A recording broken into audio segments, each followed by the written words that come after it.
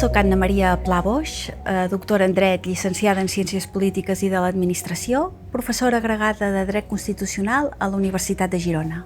He rebut l'encàrrec de descriure breument quines són les principals normes jurídiques que regulen els usos lingüístics en l'ensenyament a Catalunya. I per fer-ho, estructuraré la meva intervenció en dues parts. Primerament, començaré amb una breu presentació conceptual, dedicada a identificar molt breument quines són les diferents estratègies que es plantegen en l'escenari del dret lingüístic comparat a l'hora de gestionar el plurilingüisme a les aules. I partint d'aquesta base més introductòria, seguidament passaré a identificar quines són les principals normes jurídiques que regulen els usos lingüístics de l'escola a Catalunya, des de l'Estatut d'Autonomia fins a les diferents normes que el despleguen i que defineixen o que concreten amb més precisió el catàleg de drets i deures lingüístics. Com és sabut, l'escola assumeix un paper rellevant, determinant, en el que concerneix a l'aprenentatge i la normalització de les llengües. Per aquest motiu, les decisions dels legisladors sobre quins han de ser els usos lingüístics a les aules ha esdevingut, històricament, aquí i arreu, una qüestió política prioritària en qualsevol procés de planificació lingüística. I ha vingut centrant, des de fa molts anys, intensos debats polítics, parlamentaris, acadèmics. Aquests debats no acostumen a ser mai neutres. Els estudis de dret comparat ens mostren que les decisions dels legisladors depenen de moltes variables diferents, que van més enllà del que són variables estrictament pedagògiques.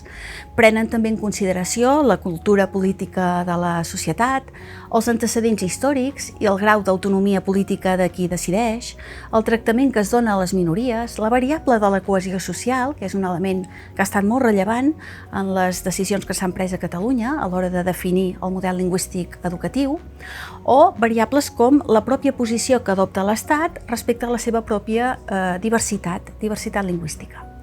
Bé, Espanya no ha estat al llarg de la seva història cap excepció. Encara avui, els diferents règims lingüístics que hi ha en l'ensenyament, a les diferents comunitats autònomes que compten amb règims de cooficialitat lingüística, continuen suscitant intensos debats polítics, parlamentaris, acadèmics.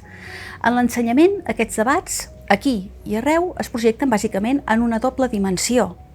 Una primera dimensió té a veure amb els debats relatius a discutir quina ha de ser la llengua que s'ha d'utilitzar en l'acció d'ensenyar allò que en diem llengua vehicular, de transmissió de coneixements a les aules.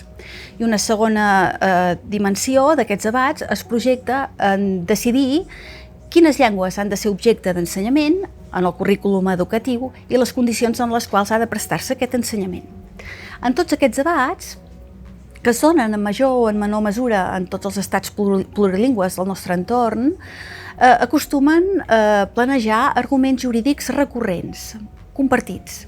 Així, en la determinació de quines han de ser les llengües vehiculars de transmissió de coneixements a les aules, es valoren qüestions com quin és el règim lingüístic de l'Estat, quin és el consens parlamentari que aquest règim propicia, quin és el coneixement efectiu de la llengua per part de l'alumnat o quines són les capacitats d'aquest alumnat d'adaptar-se a l'entorn educatiu i anar adquirint les competències. Per la seva part, els debats relatius a la determinació de les llengües que han d'ensenyar-se, les competències lingüístiques, es discuteix sovint sobre quines han de ser aquestes llengües, com han de situar-se dintre de l'itinerari formatiu, quina qualificació ha de rebre aquest ensenyament, si ha de ser optatiu, si ha de ser obligatori, els nivells educatius en els quals ha de garantir-se, el temps lectiu que s'hi dedicarà o el pes relatiu dintre dels currículums. A Espanya, cada vegada que s'ha promogut reformes de la llei d'educació d'envergadura, són qüestions, debats que planegen en el debat parlamentari, en el debat polític. Els estudis, a més, de dret lingüístic comparat ens mostren o posen de manifest que els règims lingüístics en l'ensenyament no responen a un únic model, ben al contrari, responen a diferents opcions de política lingüística, totes elles legítimes, que en un o altre sentit donen resposta a voluntats polítiques, a realitats sociolingüístiques també ben diverses. Si ho projectem això en el pla normatiu, s'acabaran traduint indefectiblement en diferents règims lingüístics. El contingut i abast depèn de la posició que adopta l'Estat respecte a la seva pròpia diversitat. A l'estat de les autonomies, aquestes decisions s'han descentralitzat. Al llarg de les darreres 4 dècades s'han vertebrat diferents règims lingüístics en l'ensenyament a les diferents comunitats autònomes, uns models lingüístics educatius que responen a diferents estratègies de gestió de la diversitat lingüística a les aules i que abasten des del model de separació lingüística del País Basc fins al model de conjunció lingüística, que és el propi que tenim aquí a Catalunya, passant per diferents models intermedis. Dit això, a Catalunya aquest any 2023 es commemoren els 40 anys de la promulgació de la Llei de Normalització Lingüística, la Llei 7/83 de 18 d'abril. Aquesta llei va ser aprovada des del consens, per unanimitat del ple del Parlament en una sessió històrica que va tenir lloc a la primera legislatura. I és important perquè ja va instituir-se l'any 83 ja varen instituir-se les bases normatives d'un nou model lingüístic, el que coneixem com a model de conjunció lingüística, que continua vigent després de 40 anys. Consolidarà el català com a llengua d'ús normal del sistema educatiu, en tant que llengua oficial i pròpia de Catalunya, vetllarà també per garantir que l'alumnat no sigui separat en diferents centres o aules per raó de llengua, per raó de cohesió social, i finalment assegurarà de manera explícita que tots els infants, qualsevol que sigui la seva llengua habitual en iniciar l'ensenyament, puguin acabar utilitzant normalment i correctament les llengües oficials quan acabin els estudis bàsics. Aquest règim lingüístic marcarà un punt d'inflexió respecte a la regulació d'etapes pretèrites, d'etapes anteriors.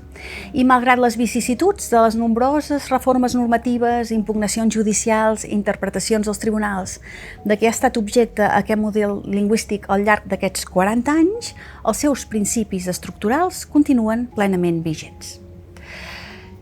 Fins aquí la presentació més conceptual de context del marc relatiu als usos lingüístics en l'ensenyament des d'una perspectiva més de dret comparat, de dret lingüístic. Passo al segon bloc de la intervenció i en 2 minuts us enumeraré molt breument quines són les principals normes jurídiques que regulen precisament els usos lingüístics a l'escola a Catalunya. Començarem per la més rellevant, que és l'Estatut d'Autonomia de Catalunya, que és la norma institucional bàsica. L'Estatut contempla al llarg del seu articulat diverses previsions relatives als usos lingüístics en l'ensenyament. Començant per la de l'article 6. Aquest article disposa textualment que la llengua pròpia de Catalunya és el català i, com a tal, és la llengua normalment emprada com a vehicular i d'aprenentatge en l'ensenyament. Aquesta previsió es troba desplegada a altres articles de l'Estatut i molt especialment a l'article 35. Aquest article disposa que totes les persones tenen dret a rebre l'ensenyament en català d'acord amb el que estableix l'Estatut i que el català s'ha d'utilitzar normalment com a llengua vehicular i d'aprenentatge. Els alumnes tenen dret a rebre l'ensenyament en català en l'ensenyament universitari, també tenen el dret i el deure de conèixer amb suficiència oral i escrita el català i el castellà en finalitzar l'ensenyament obligatori, sigui quina sigui la seva llengua habitual en incorporar-se a l'ensenyament. L'ensenyament del català i el castellà ha de tenir, diu la norma, una presència adequada en els plans d'estudi. I a més afegeix un dels principis estructurals del model de conjunció lingüística, i és que els alumnes tenen dret a no ser separats en centres ni en grups de classe diferents per raó de llengua. Els alumnes que s'incorporen més tard al sistema escolar de Catalunya gaudeixen del dret a rebre un suport lingüístic especial i el professorat i l'alumnat dels centres universitaris tenen dret a expressar-se oralment i per escrit en la llengua oficial que elegeixin. Aquesta i altres previsions de l'Estatut marquen el que és la regulació bàsica, fonamenten els principis estructurals del règim lingüístic dels usos de les llengües en l'ensenyament. Una regulació estatutària que ha estat interpretada pel Tribunal Constitucional, que s'ha de llegir d'acord amb el que disposa especialment la jurisprudència constitucional i molt especialment la sentència del Tribunal Constitucional 31/2010. Dit això, aquestes previsions de l'Estatut es despleguen legislativament a través de diverses normes de rang legal, començant per la Llei de Política Lingüística Catalana, que data de l'any 1998. Aquesta llei, la de Política Lingüística, regula el règim lingüístic de l'ensenyament al seu capítol tercer.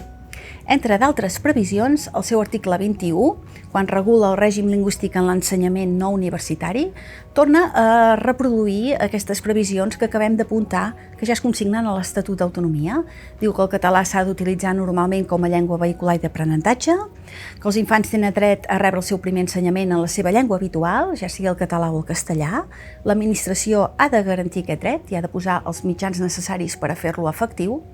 L'ensenyament del català i del castellà ha de tenir garantida una presència adequada en els plans d'estudi, de manera que tots els infants, qualsevol que sigui la seva llengua habitual en iniciar l'ensenyament, han de poder utilitzar normalment i correctament les llengües oficials al final de l'educació obligatòria. En l'ensenyament postobligatori, l'administració educativa haurà de fomentar polítiques de programació i docència que garanteixin perfeccionar el coneixement i l'ús de les llengües, per cal que tots els joves adquireixin el bagatge instrumental i cultural propi d'aquests ensenyaments.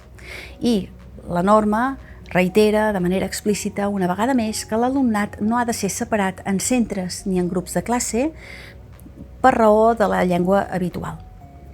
Aquestes són algunes de les previsions que trobem garantides a l'articulat de la Llei de Política Lingüística. S'afegeix també que l'alumnat que s'incorpori tardanament al sistema educatiu de Catalunya ha de rebre suport especial addicional d'ensenyament del català.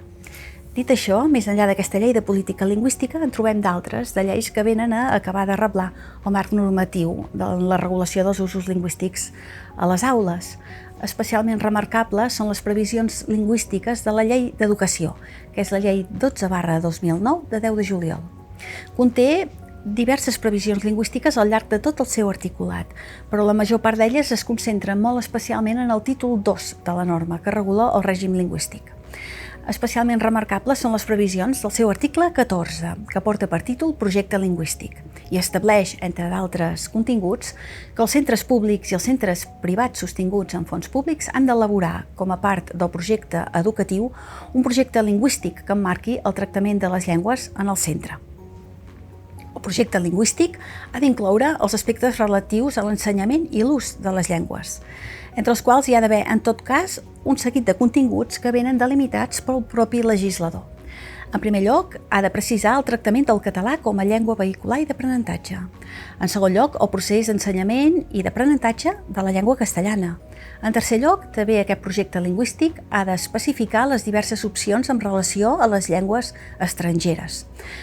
També ha d'incloure els criteris generals per a les adequacions del procés d'ensenyament de les llengües, tant globalment com individualment, a la realitat sociolingüística del centre. I finalment, conclou, vull precisant, que la continuïtat i la coherència educatives, pel que fa als usos lingüístics, també s'ha de precisar en els serveis escolars i en les activitats organitzades per les associacions de famílies dels alumnes. Dit això, com és sabut, recentment s'han aprovat noves normes de rang legal que venen a completar aquest marc normatiu, promulgades per donar resposta des del Parlament a controvèrsies interpretatives propiciades per la jurisprudència que s'ha dictat recentment per part del Tribunal Superior de Justícia i del Tribunal Suprem i que contemplava percentatges d'usos lingüístics a les aules del Principat. Per donar resposta a aquesta jurisprudència de la Sala Contenciosa Administrativa, primordialment del Tribunal Superior de Justícia, es va aprovar recentment la Llei 8/2022 de 9 de juny sobre l'ús i l'aprenentatge de les llengües oficials en l'ensenyament no universitari. I uns dies més tard, uns dies abans, el decret llei 6/2022 de 30 de maig, pel qual es fixen els criteris aplicables a l'elaboració, l'aprovació, la validació i la revisió dels projectes lingüístics dels centres educatius.